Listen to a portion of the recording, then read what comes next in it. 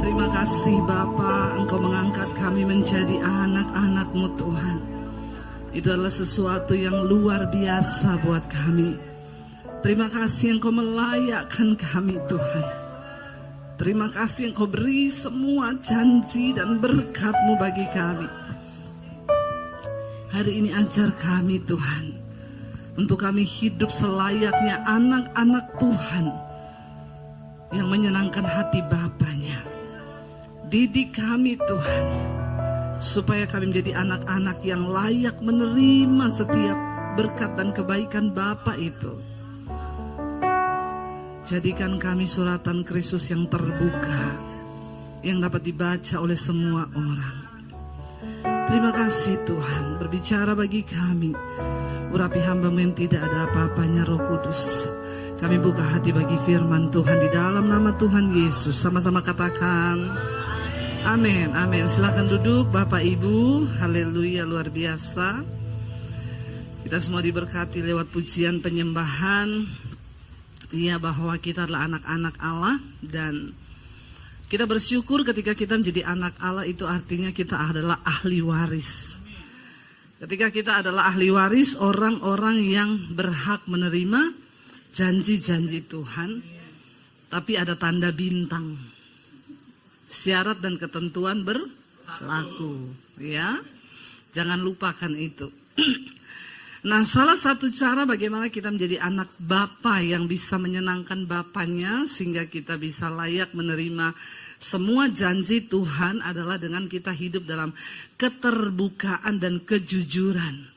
Kalau kita bicara tentang hidup dalam keterbukaan, ya memang agak-agak gimana kan? Ya, karena manusia itu suka yang tertutup-tertutup, sembunyi-sembunyi.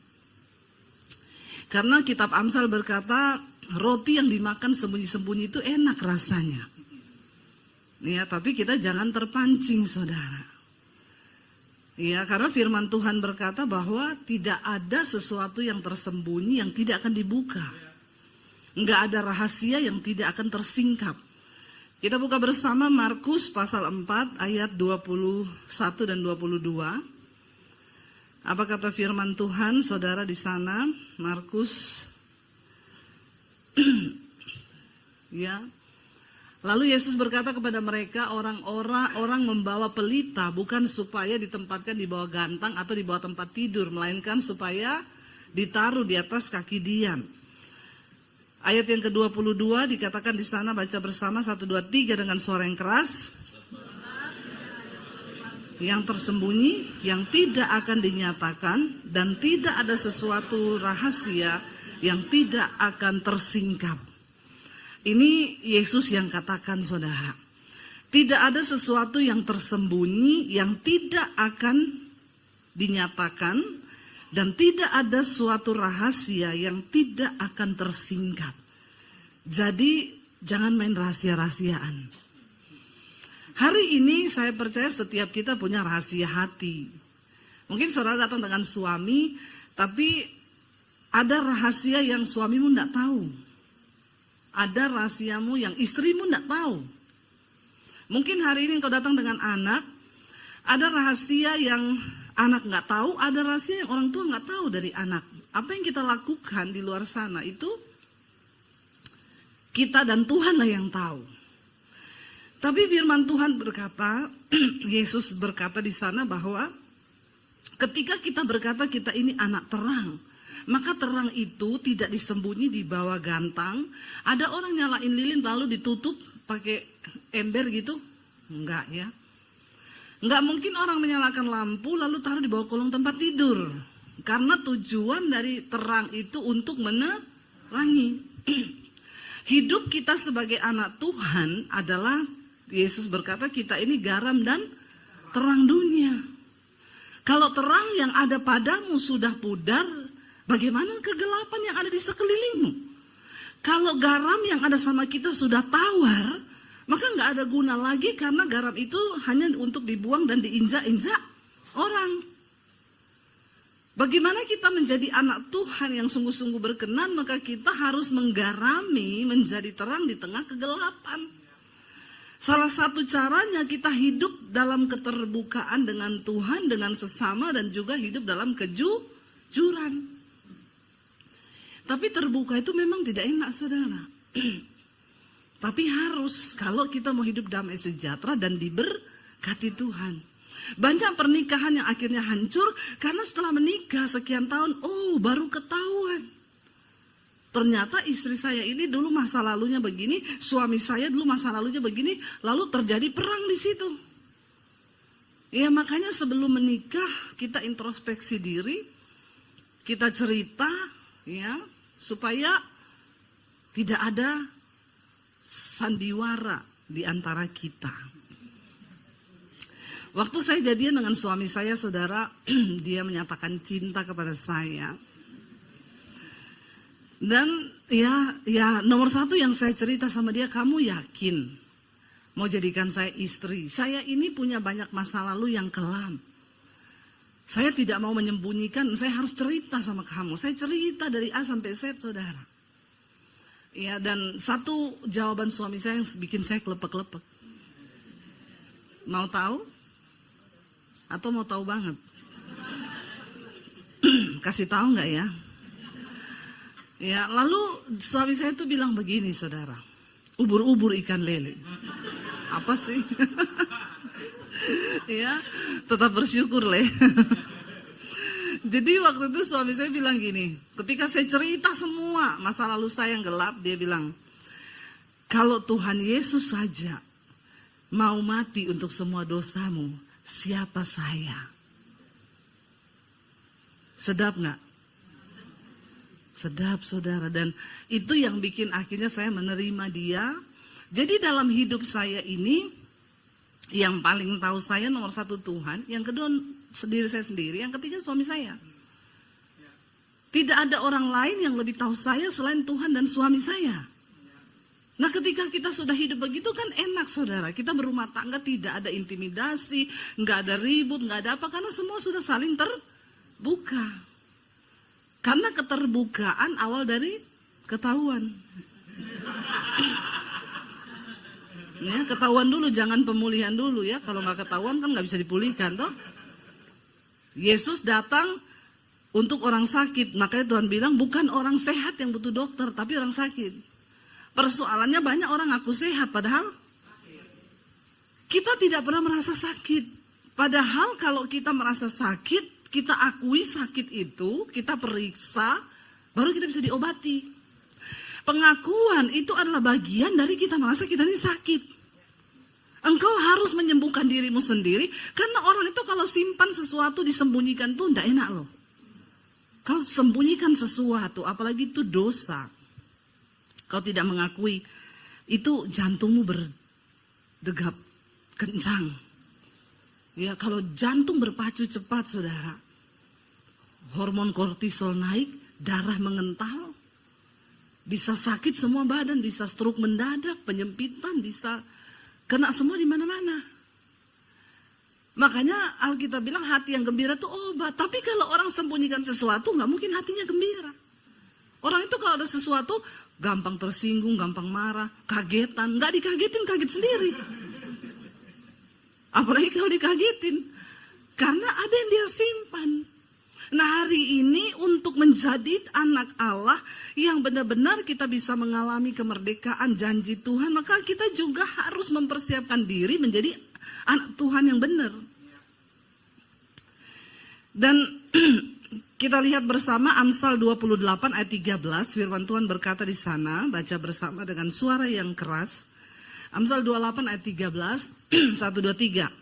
Siapa menyembunyikan pelanggarannya tidak akan beruntung, tetapi siapa mengakuinya dan meninggalkannya akan disayangi. Ini yang ngomong firman Tuhan. Kalau engkau simpan kesalahan, tidak mengakuinya, maka hidupmu gak beruntung. Makanya banyak orang sih udah kerja bener loh, tapi kenapa ya hidup begini-begini tok ya? Karena ada yang kau tutupi. Sesuatu yang ditutupi, apalagi dosa, itu baunya busuk, saudara. Itu menghalangi janji Tuhan terjadi dalam hidup kita. Tetapi siapa mengakuinya dan meninggalkannya akan sayangi. Ya, ayo kita akui dosa kita, kita cerita supaya hidup kita ini berkenan, beruntung, bahkan disayangi Tuhan. Ada satu kisah di Alkitab, seorang tokoh yang akibat menyembunyikan satu dosa, itu kutuknya turun sampai ke anak-anak, bahkan membawa kehancuran satu bangsa loh. Kisahnya Raja Daud. Alkitab berkata ketika Daud sedang berjalan-jalan di atas soto rumahnya, dia lihat Batseba mandi. Ini cuma urusan pertama itu cuma lihat Batseba mandi.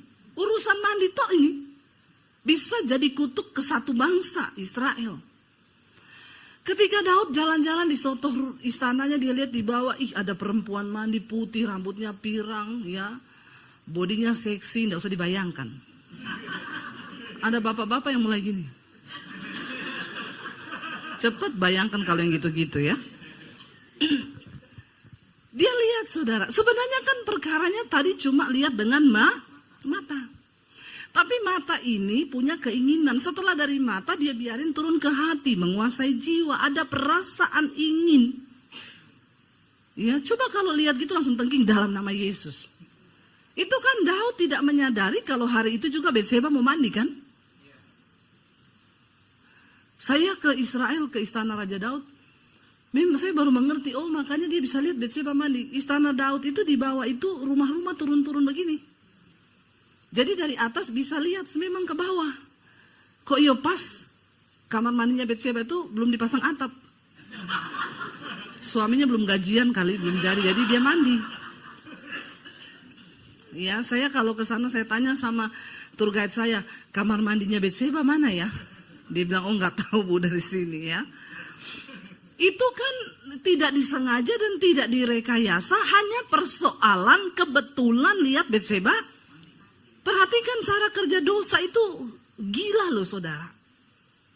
Makanya jangan terikat dengan film porno di sini ya. Kita nggak ada celah aja, itu setan bisa kasih begitu loh. Apalagi kalau kau tiap hari terikat lihat film porno terus dari pagi sampai malam, udah otakmu rusak. Ya, orang tuh kalau lihat film porno tiap hari, ngeri saudara. Lihat sapi lewat, sapinya nggak pakai celana. Dari dulu itu sapi tidak pakai celana dari dulu. Kenapa otakmu kotor? Dari dulu. Tapi karena di sini udah rusak. Lihat kambing itu, kambing telanjang, memang dari dulu. Bayangkan loh, ini yang tidak ada celah loh Daud, cuma pas lihat aja. Tapi Alkitab bilang, lihat dosa itu mengintip di depan pintu. Berusaha untuk membuat engkau terpikat. Bayangkan kalau tiap hari kau nonton film porno. Ya sudah, bayangannya aneh-aneh, akhirnya melakukan dosa. Lalu kau bilang, Tuhan Yesus sudah bayar dosaku, pret banget kau. Tidak berusaha untuk matikan daging. Ketika Daud melihat Batseba, dia WA prajuritnya, kesini dulu sebentar. Ya, datang prajuritnya, kamu coba cari tahu. Tadi siang aku tuh lihat ada perempuan mandi, titik koordinatnya di situ, ya. Rambutnya pirang panjang, badannya seksi, kamu cari tahu siapa. Enggak berapa lama prajurit datang, Raja, siap. Saya temukan orangnya, namanya Batseba. Dia istri prajuritmu dan sekarang Uria itu suaminya lagi pergi di medan pertempuran. Saudara, ini Daud ya. Coba kalau waktu itu dia langsung telepon Nabi Nathan, konseling ya. Telepon Pak Yosua gitu ya. Pak, saya nih nggak tahu ya, saya sejak lihat tuh perempuan mandi kok saya jadi pengen memiliki ya. Maka didoakan Nabi Nathan kan, dalam nama Yesus segala otak jorok porno, dalam nama Yesus, tengking kan. Nggak jatuh kan dia. Penting keterbukaan itu, dia simpan sendiri, dia nikmati dalam halusinasi, dia bertindak cari perempuan itu. Lalu dia bilang sama prajuritnya, panggil dia, undang datang ke istanaku. Prajurit datang ke rumah Batseba, Batseba, kamu diundang Raja Daud datang ke istananya. Siapa yang gak mau? Daud ganteng, muda, kaya, raja. Batseba bilang, lumayan jadi ani-ani. Anik-aniknya Raja Daud. Ya, gila, dapat emas, uang, bukan cuma apartemen, separuh istana. Kan? Pergilah dia, saudara. Dia sudah tahulah pasti kalau raja panggil bakal jadi apa, dia udah tahu kan? Udah tahulah dia.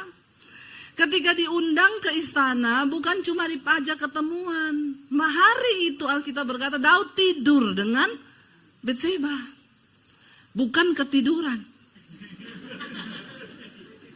Tapi dia tidur dengan Betseba, melakukan sesuatu dosa. Cuma perkara dari lihat dia mandi, kebayang-bayang panggil, undang, melakukan dosa. Kok iya pas loh, sekali melakukan hubungan, Betseba langsung hamil. Ini Betseba subur sekali juga. Ya, hamil. Langsung datang sama Daud. Aku hamil. Daud sudah melakukan satu dosa. Pasti ada upah. Dosa itu ada upah, saudara. Jangan kau pikir kau melakukan dosa itu nggak ada upahnya ya. Ada upahnya. Ketika hamil, Daud harus cari cara. Bagaimana caranya supaya nggak ada yang tahu, nggak ada yang curiga. Satu-satunya suruh suaminya pulang tidur dengan istrinya. Supaya kalau istrinya hamil, suaminya tahu itu yang hamil dia. Daud menyusun rencana jahat. Karena untuk menutupi satu dosa yang disembunyikan. Dia kirim surat suruh pulang Uria. Uria pulang, diajak makan di istananya. Uria, kamu kan sudah berbulan-bulan di medan pertempuran. Pulang tidur dengan istrimu. Kalau bapak-bapak yang jadi Uria, saya tanya bapak-bapak, langsung pulang nggak ke rumah? Ada bapak-bapak di sini? Yang laki-laki deh, yang laki-laki di sini, yang merasa laki-laki saja. Yang tulang lunak nggak usah. Yang merasa laki-laki, ya, nggak ada tulang lunak di sini kan? Awas loh kalau ada tulang lunak ya, dibikin presto nanti kau. Ya, saya tanya, kalau saudara laki-laki sudah lama berpisah dari istri berbulan-bulan di medan pertempuran, tiba-tiba sama rajanya suruh pulang tidur sama istri senang-senang di rumah, pulang nggak?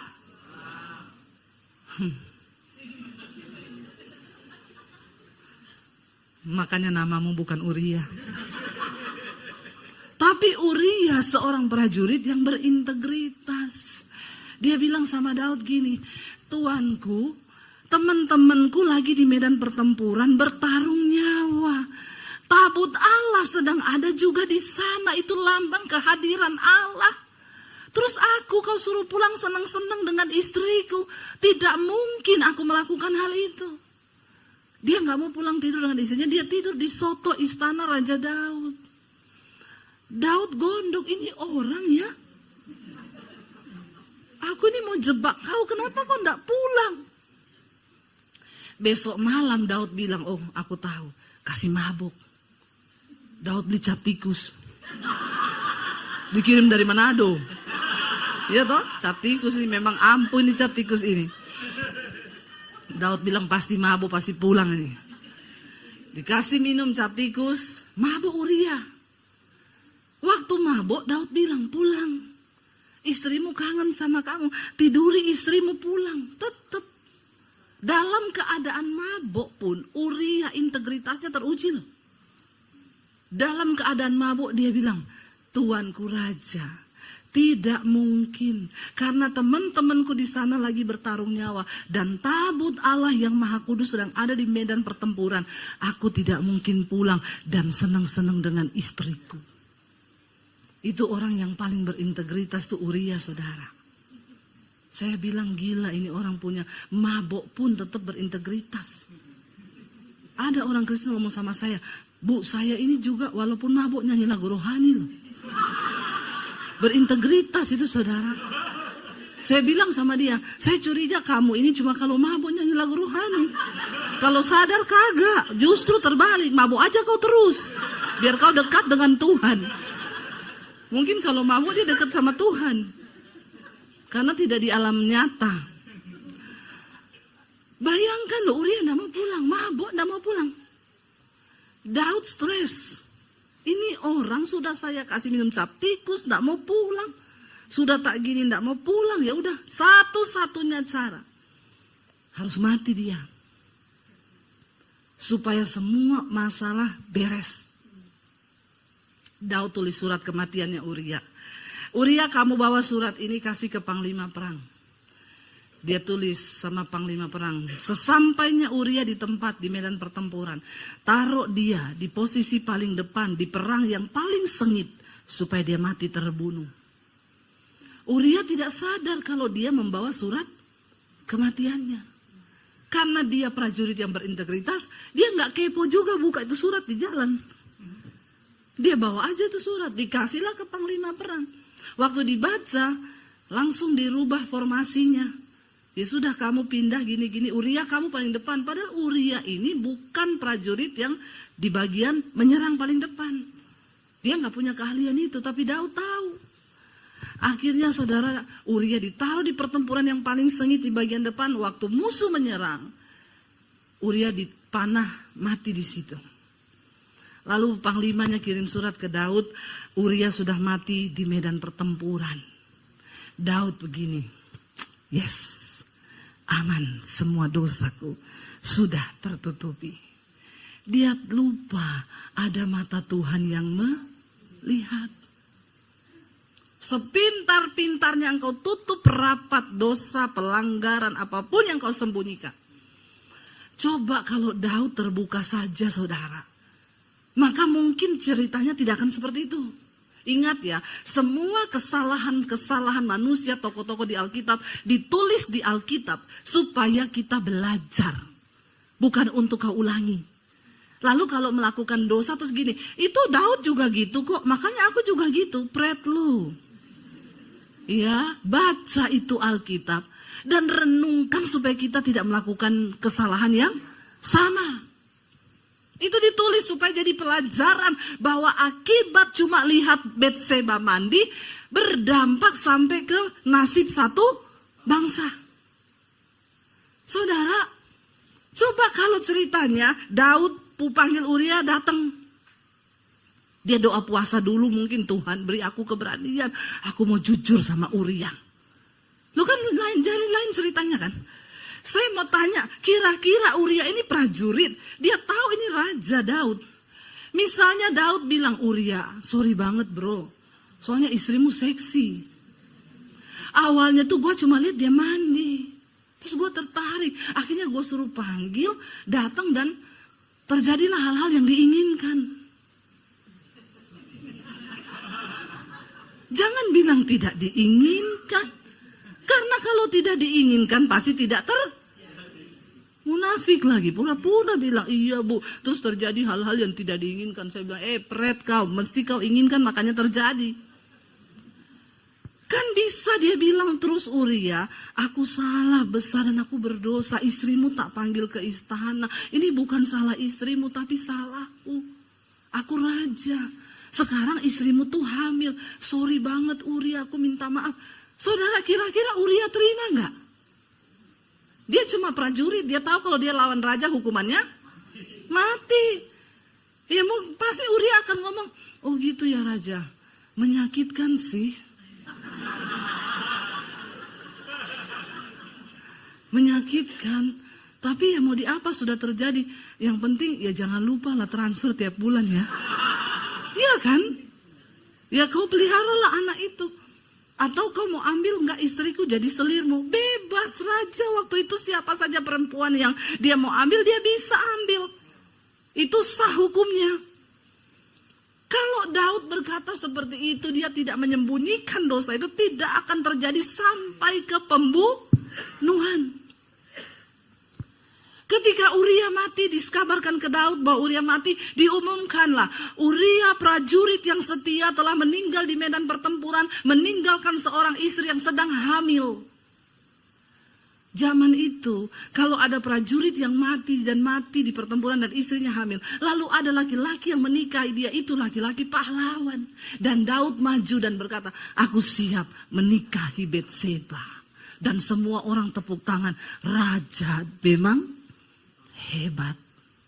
Padahal jangan kau membangun pencitraan karena dosa yang kau tutupi, sebab Tuhan tahu. Sampai yang kedalaman hati pun Tuhan tahu. Lebih baik akui, memang berat konsekuensinya. Tapi ya itulah, kita dicegah dari membuat sebuah kesalahan, dosa yang lebih fatal. Daud menikahlah sama Betseba. Lagi enak-enak menikah, Tuhan bicara lewat Nabi Nathan. Pergi temui Daud, sebab aku tahu kebusukannya. Nggak ada yang tahu, tapi kamu kasih tahu gini. Nathan pergi ke Daud di istana dan menemui dia, dan Nathan berkata begini, Raja Daud, ada satu kisah. Ada dua orang yang bersahabat. Satu ini kaya raya, dia punya domba banyak sekali. Tapi temannya ini miskin banget, dombanya cuma satu. Tapi ketika yang kaya ini mau bikin pesta, ada tamu datang, dia tidak mau potong dombanya yang banyak. Dia ambil dombanya si miskin yang cuma 1 ekor itu. Diambil, dibunuhnya domba itu. Daud menjadi marah mendengar hal itu dan berkata, siapa itu yang melakukan hal yang keji begitu? Maka dia pantas untuk dihukum. Dan Nabi Nathan bilang, kau orangnya. Kau Daud. Kau bebas memilih perempuan mana yang bisa kau nikahi. Karena Tuhan memberimu kuasa. Bahkan semua segala sesuatu dalam tangan dan kuasamu. Tapi kau jahat, kau bunuh Uria. Prajuritmu yang setia cuma untuk memuaskan hawa nafsumu. Karena itu mulai hari ini, kutuk Tuhan terjadi atas engkau dan keturunanmu. Mulai dari sejak hari ini. Keluargamu tidak akan pernah berhenti dari pedang. Terus akan terjadi perang-perang. Akhirnya Daud melahirkan, dan anak yang dalam kandungan Betseba itu pasti mati. Karena itu anak kutuk. Anak itu mati. Dan terjadi pertempuran. Daud melahirkan anak-anak yang lain. Ketika anak-anaknya mulai besar, Tuhan bilang, kau akan melihat dengan mata kepalamu sendiri. Kau tiduri Betseba di tempat tersembunyi. Tapi anak-anakmu akan mendiduri istrimu sendiri di tengah-tengah orang. Dan semua akan melihat. Dan itu terjadi, saudara. Anak-anak Daud ingin membunuh dia. Absalom mengejar dia untuk membunuh dia. Bahkan meniduri istri-istri dan gundik-gundiknya. Israel hancur. Di bawah jabatan anak-anak Daud, saudara. Cuma dari perkara lihat Betseba. Ngeri enggak ini dosa bekerja. Jangan anggap enteng dosa, saudara. Karena itu akan membawa keturunan turun-temurun. Kalau kau tidak bertobat, itu akan terus terjadi. Tapi kalau engkau bertobat, kutuk itu berhenti sampai di keturunan kita. Tapi harus bertobat. Ya. Jadi hari ini saya mau sampaikan, ayo, kehidupan dalam kejujuran, keterbukaan itu penting.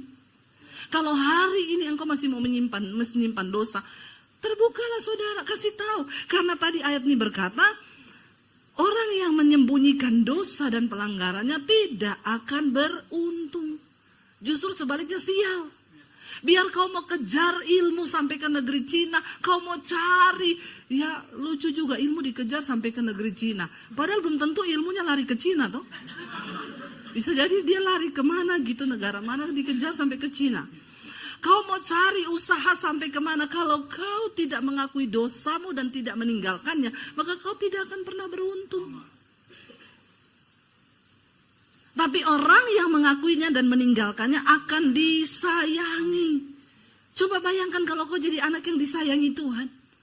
Tuhan bukakan pintu-pintu yang tertutup. Hal-hal yang mustahil menjadi mungkin. Sebab Tuhan sayang sama kau. Amin, saudara. Ya, baru kita bisa nyanyi tadi. I am a child of God. Jangan sampai kita sudah pede. I am a child of God. Tuhan bilang pret. Ya, ayo kita bertobat, kita kejar perkenanan Tuhan. Ya, supaya hidup ini terbuka di hadapan Tuhan, berkenan di hadapan Tuhan. Orang yang paling berbahagia di dunia ini bukan orang kaya, tapi orang yang hidup dalam kebenaran. Karena tidak ada yang dia sembunyikan, tidak ada yang dia tutupi. Ya, akui semuanya. Kalaupun kau jengkel sama seseorang, datangi orang itu, ngomong baik-baik. Aku mau ngomong dong, sebelum ngomong kita berdoa yuk. Doa. Terus aku tuh jengkel loh sama kamu. Kenapa? Soalnya begini-begini. Kalau dimulai dari doa kan gak mungkin. Itu cara kita mencegah iblis untuk mengambil kesempatan. Karena kita ini makhluk sosial yang selalu ketemu orang. Dan tidak disadari mungkin sikap saya satu saat bisa jadikan saudara kepahitan. Dengan saya khotbah aja ada yang kepahitan sama saya loh. Padahal saya enggak kenal loh dia. Bayangkan, enggak kenal aja udah kepahitan loh. Saya tuh enggak suka sama Bu Devi itu. Kalau khotbah itu selalu. Ya, kemarin saya ke sekolah misi ngajar. Ada satu anak sekolah misi, saya tanya, "Kamu kenapa masuk ke sini?" Saya tuh tadi hidup dalam dosa, Bu. Terus saya tuh jengkel sekali loh kalau dengar khotbahnya Bu Devi. "Kenapa kamu jengkel dengar khotbah saya?" Soalnya saya tuh tersinggung banget kalau dengar ibu khotbah. Saya bilang, berarti kau berdosa. Kalau orang tidak berdosa tidak tersinggung dengar khotbah saya. Tapi puji Tuhan kalau kau tersinggung, berarti kau merasa masih peka. Ya, terus, tapi benar sih yang ibu ngomong itu benar. Tapi saya jengkel, tapi saya dengerin terus. Oh, puji Tuhan. Akhirnya saya bertobat, Bu. Saya nangis sama Tuhan, lalu saya menyerahkan diri untuk masuk ke sekolah misi ini. Ya, saya bilang puji Tuhan loh ya. Jadi saudara, kita ini bertemu dengan banyak orang. Kadang kita jengkel, kita marah, omongin aja. Sama suami istri juga begitu.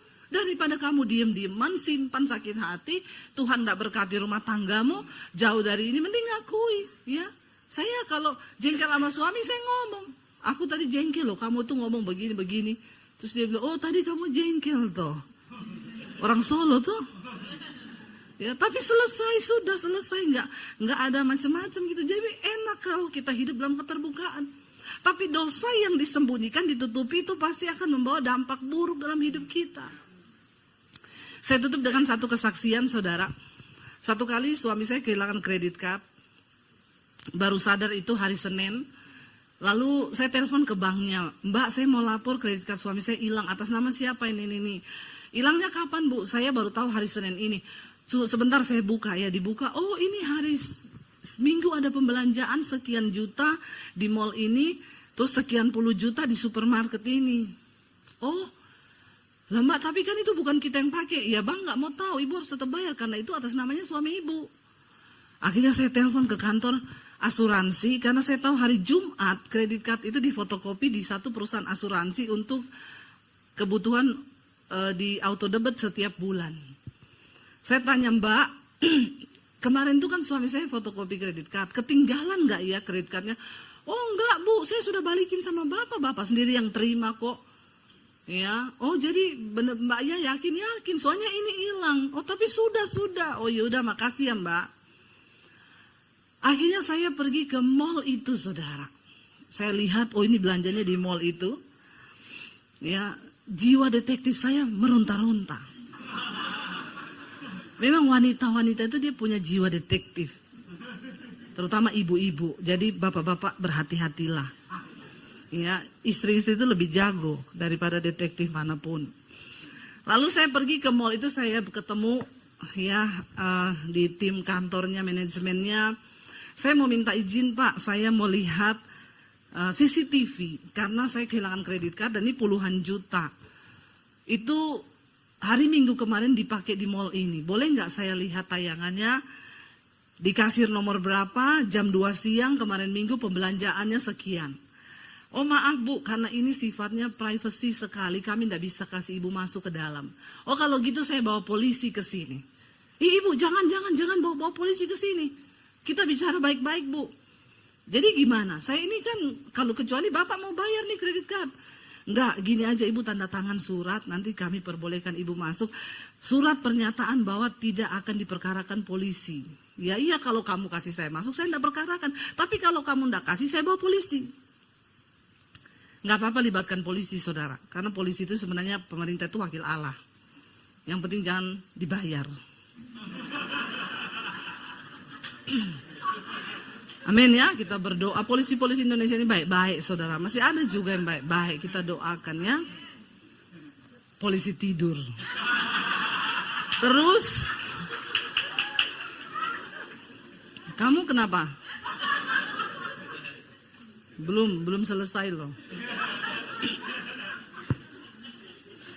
Terus saudara,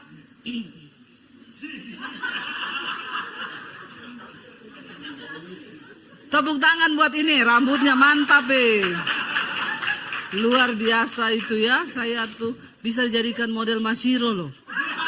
Itu pasti langsung booming, meledak itu Masiro di mana-mana ya. Keren, rambutnya keren. Itu perjuangan loh buat gitu. Saya jadi berpikir, saya bisa nggak ya? Bisa ya, ajari ya. Saudara sampai di mana tadi? Polisi. Akhirnya dia bilang, oh jangan Bu, ibu tanda tangan aja. Saya tanda tangan surat, saya dibawa masuk di ruang CCTV. 3x3 saudara. Isinya semua monitor kecil-kecil. Bu, pembelanjaan jam 2 siang dengan total segitu ada di kasir nomor 7. Ini orangnya. Saya lihat, itu sekretarisnya di perusahaan asuransi. Dia pakai baju hijau, pakai tas coklat, rambutnya dikucir. Oke, bisa di print out enggak fotonya sama pembelanjaannya, saya bawa. Oke Bu, saya bawa saudara. Saya keluar dari mall itu, saya telepon sekretarisnya. Mbak, saya mau tanya sekali lagi, kamu benar-benar nggak tahu kredit card itu? Ya ampun Bu, demi Allah. Ada orang-orang berani bersumpah membawa nama Tuhan demi menyembunyikan dosa. Dalam hati saya, kalau Tuhan saja dia sudah tidak takut, ya apalagi cuma kita. Oke Mbak, kalau gitu benar kamu nggak tahu. Iya Bu, berarti Ibu jangan menuduh saya loh. Ya, saya enggak menuduh. Besok jam 9 kita ketemu di kantormu sama bosmu, semua direksinya. Saya mau ketemu. Saya telepon bosnya, teman saya. Bu, saya sudah tahu yang curi kredit card saya. Besok kita ketemu karena saya sudah punya bukti ya di kantornya Ibu. Siapa? Jadi Bu Debbie tuduh sekretaris saya. Bu, itu sekretaris saya puluhan tahun kerja di saya. Dia pegang semua kredit card saya. Selama ini aman-aman aja. Besok kita ketemu jam 9. Ketemu dengan semua direksinya saudara. Mbaknya dipanggil di tengah-tengah. Saya bilang, Mbak sekali lagi saya mau tanya. Kamu tahu nggak persoalan kredit card suami saya? Demi Allah. Masih bersumpah. Langsung saya buka saudara. Ini loh Mbak. Jam 2 siang hari Minggu kemarin. Kamu belanja ini sekian juta. Lalu jam 3 sore kamu turun ke bawah di supermarket. Kamu beli lemari. Semua pembelanjaanmu sekian puluh juta diantar ke rumahmu. Ini bonnya, ini alamat rumahmu. Bener nggak? Ini fotomu pakai baju hijau, tas coklat. Langsung dia nangis di situ saudara. Bosnya terkaget-kaget dan ngomong, hah? Jangan-jangan kredit card saya. Nah loh, saya datangi pegawainya ini saudara. Saat itu dia dipecat. Saya bilang ini, Mbak, kamu tahu nggak, kemarin saya telepon kamu sore itu, saya sudah pegang semua bukti-bukti ini. Tapi saya mau tunggu niat baikmu. Siapa tahu kamu terbuka cerita sama saya. Maka saya tidak akan perkarakan di kantor.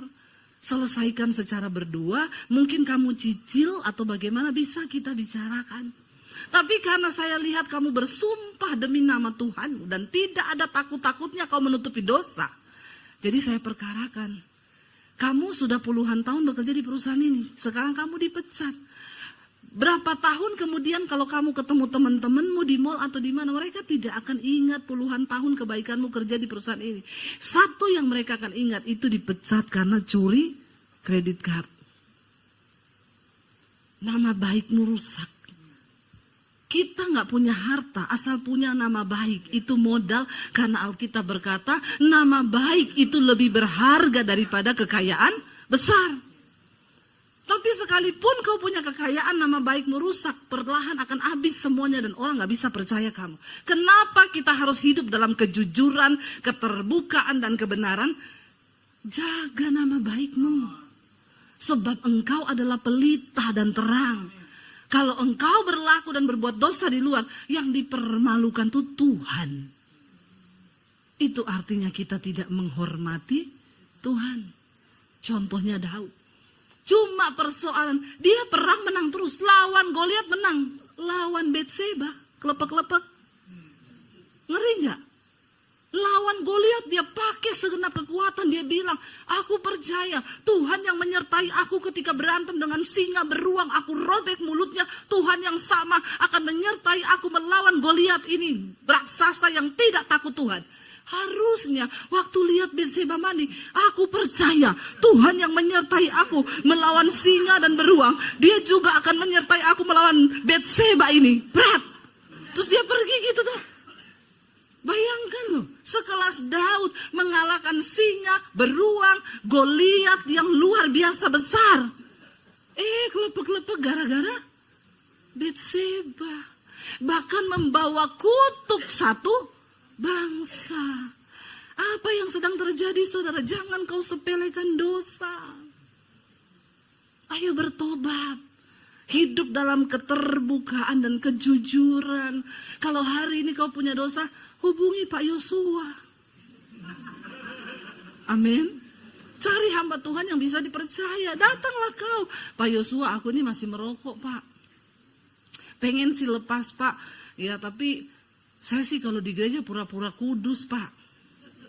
Ngapain kita pura-pura kudus? Mau pencitraan sama manusia. Kalau Tuhan muak lihat kita, ngapain? Ayo kita hidup apa adanya di hadapan Tuhan. Ayo bertobat. Ya, ngomong ke Pak Yosua, Pak, saya ini masih suka dugem, Pak. Dunia gemetar-gemetar. Gimana ya supaya saya bertobat, Pak? Ngomong. Karena keterbukaan awal dari ketahuan. Lalu ketahuan baru bisa dipulihkan. Waktu kita mau sungguh-sungguh, saudara, Tuhan pasti pegang tangan kita. Kita tidak perlu takut akan apapun di hari-hari yang ke depan. Asal engkau hidup menyenangkan Tuhan. Alkitab berkata, Tuhan akan menyatakan perbedaan antara orang-orang yang sungguh-sungguh mengasihi Dia dengan yang tidak. Bangkit berdiri bersama. Terima kasih Tuhan, biar engkau selidiki setiap kami hari ini. Apakah ada sesuatu yang tidak berkenan di hidup kami? Bawa kami Tuhan untuk selalu menyenangkan Engkau. Kalau masih ada yang kami sembunyikan hari ini, mungkin orang tua nggak tahu, suami nggak tahu, istri nggak tahu. Kami mau datang di hadapan Tuhan. Kami mau berkata hari ini,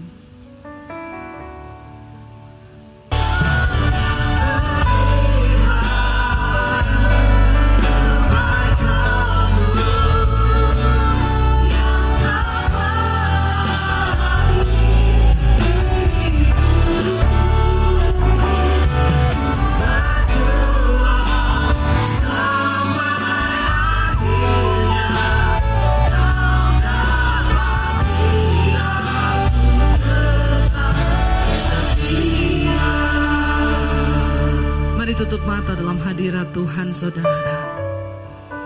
Dengan hati yang terbuka kita katakan, Tuhan, selidiki kami Tuhan. Selidiki hidup kami. Mungkin orang yang di sekeliling kami, yang di sebelah kami bahkan tidak tahu.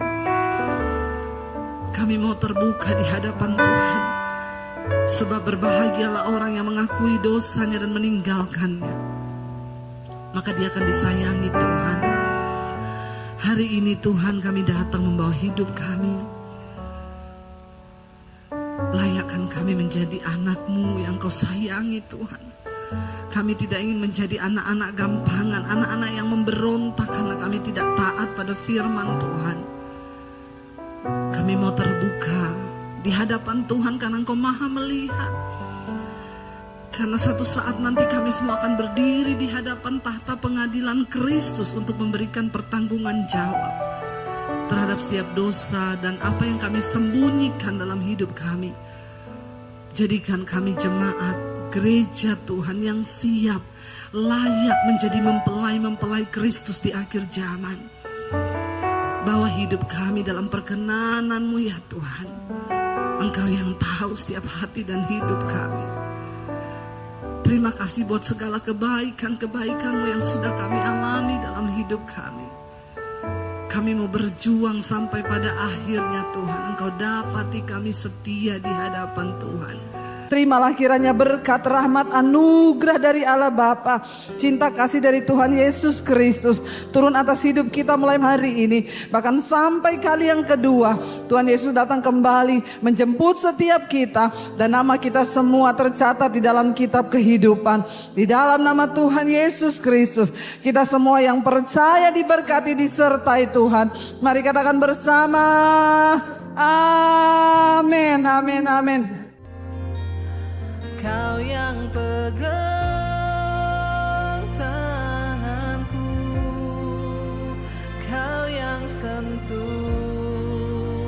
hatiku, selamanya ku cinta.